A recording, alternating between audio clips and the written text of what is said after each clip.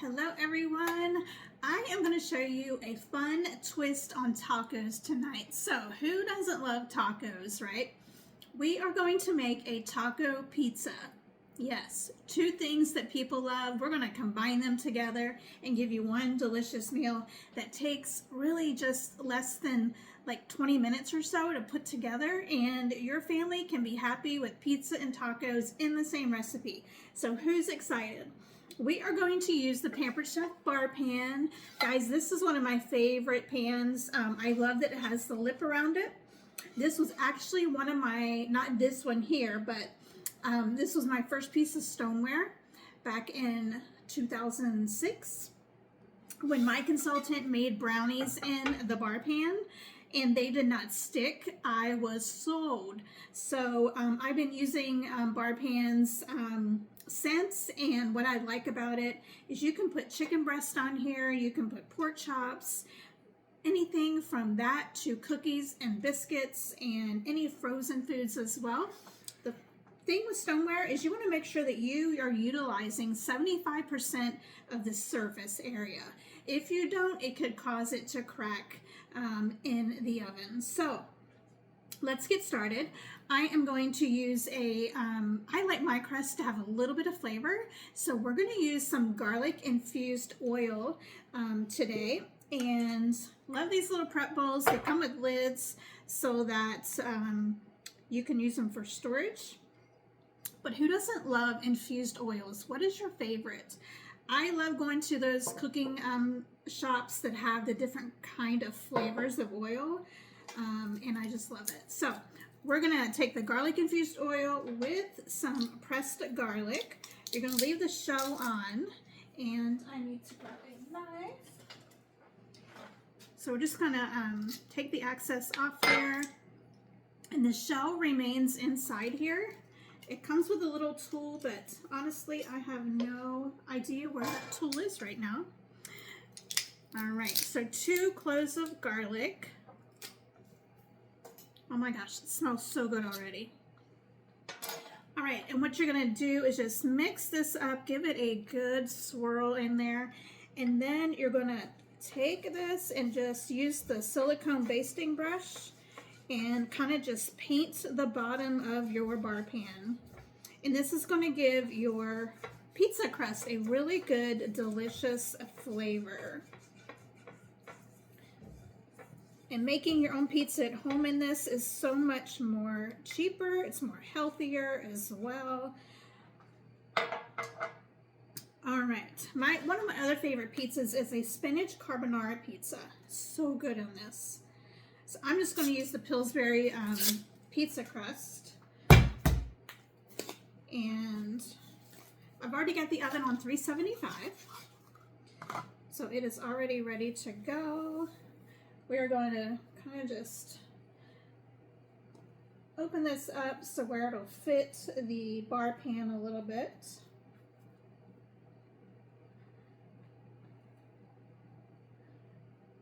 Kind of stretch it out a little bit there, and then just lay it in your bar pan right on top of that garlic oil.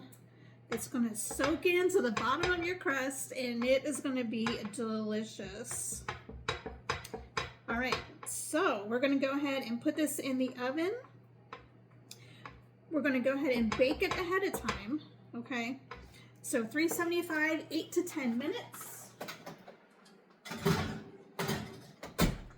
And then now we're going to prepare our taco meat and all of the toppings that we're going to put on it. All right, so we are going to get our taco meat nice and brown and ready to go for our pizza. I just used 1 pound of beef, so hamburger, and I am using this amazing kitchen tool, the Mix and Chop. Who has this Mix and Chop? Put it in the comments. And I want to ask you, I have about 10 ways to use this Mix and Chop. What are some ways that you use the Mix and Chop in your kitchen? I'm also using a 12-inch Brilliance skillet. Look how beautiful it is. It's like a slate to blue color. It is deep. You can see how deep these sides are. I love the long handle. It also has a glass lid for it as well. And I just love this because it is non-stick, and this is a really good collection, guys. It's budget friendly, it's beautiful, it can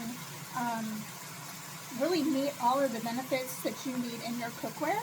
So if you're looking for a good cookware set, check out our Brilliance non-stick cookware. Alright, our meat is browned. Now what we're going to do is add our taco mix. But first we're going to put in 3/4 cup of water. I'm just going to use the original taco seasoning there. Whoops. Alright, we're going to pour this in here.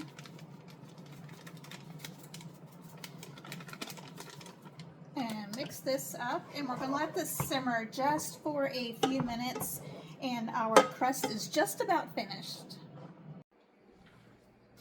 Our crust is finished, just came out of the oven. It took about 10 minutes. So what we're going to do now is prepare the sauce part of it. So I'm just going to set this aside for a moment, and you want the crust to cool off. Otherwise, when you put the sauce on it, it'll kind of just get mushy and kind of get too thin and kind of run everywhere. So we're going to use 1 package of the cream cheese block. And I've had this setting out for about an hour so it gets nice and soft. And then we're going to add 1 cup of sour cream to it as well. And I love this little mini scraper because it is small enough to get into soup cans and things like that, because the head on it is very, very small. So we're going to use the Easy Read measuring cup here. You can do liquids and solids on this. So I have it down to 1 cup. And I think I'm going to have just about enough to do this. Alright, we're going to flip it over, push that out, get off the excess, so it allows you to get everything that you need for your recipe. And then what we're going to do is just mix this together. Alright, so our taco meat is finished. Our crust is just about cold, so I'm going to kind of just prepare our toppings real quick. So I have a tomato out here that I'm just going to cut and kind of dice it up here.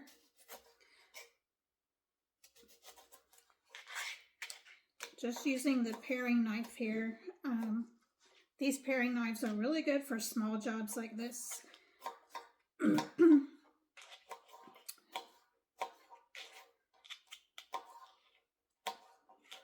Alright, so we're just going to scoot that to the side.